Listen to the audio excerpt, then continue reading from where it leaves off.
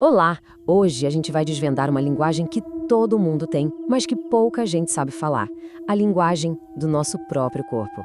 Vamos aprender a decodificar esse mapa complexo de um jeito bem claro e direto. Vamos lá?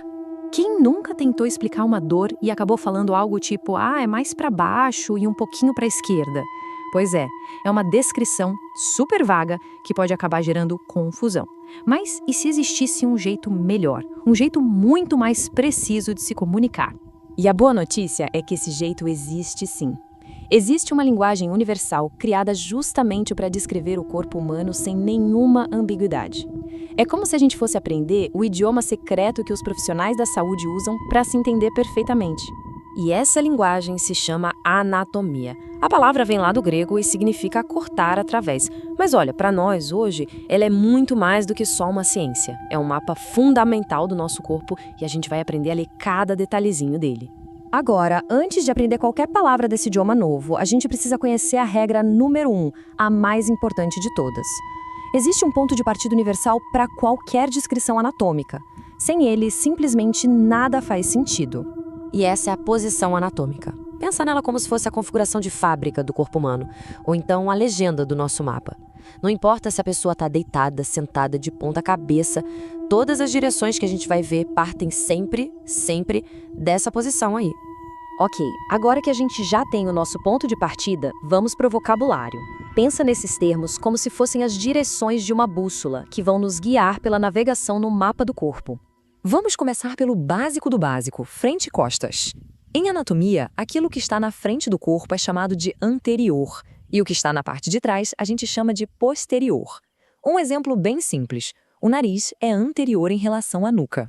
Agora, para cima e para baixo, o que está mais perto do topo da cabeça é superior, e o que está mais perto da sola dos pés é inferior. Fácil, né? Então a cabeça é superior aos ombros e os joelhos são inferiores ao quadril. Falando especificamente do tronco, a gente também usa os termos mais específicos. Cranial significa em direção ao crânio, que funciona de um jeito bem parecido com superior.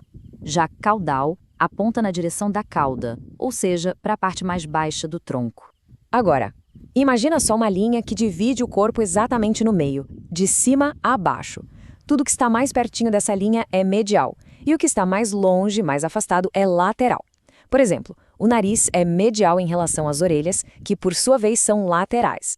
E para descrever curvas, a gente tem esses dois termos que são bem visuais. Côncavo é uma superfície que se curva para dentro, sabe? Como uma tigela. Já o convexo é o contrário, é curvado para fora, como a parte de fora de uma bola. Olha, esse par de termos aqui é fundamental para descrever os membros, tipo braços e pernas. Proximal é aquilo que está mais perto de onde o membro se encaixa no tronco. E distal é o que está mais longe. Desse jeito, o cotovelo é proximal em relação ao pulso, e os dedos da mão são distais em relação ao ombro. Agora, vamos falar de profundidade. E essa parte é bem intuitiva. O que está mais perto da pele é superficial. Já o que está mais para dentro do corpo, a gente chama de profundo. A pele, por exemplo, é superficial aos músculos, e os ossos são profundos. E quando a gente está falando de um órgão específico, usamos externo e interno. É só pensar na camada mais de fora de um órgão em comparação com a sua parte mais central, mais interna. É um jeito de descrever a localização dentro de uma única estrutura. E para fechar nosso vocabulário, se duas coisas estão do mesmo lado do corpo, elas são ipsilaterais. Por exemplo, o braço direito e a perna direita. Agora, se estão em lados opostos, elas são contralaterais, como a mão esquerda e o pé direito. Ufa! Agora vamos ver como tudo isso se encaixa. Esta imagem ilustra perfeitamente como a gente usa esses termos como se fossem coordenadas no nosso mapa. Dá para ver o eixo crânio-caudal, o medial lateral, o proximal distal, todos trabalhando juntos para dar uma localização exata.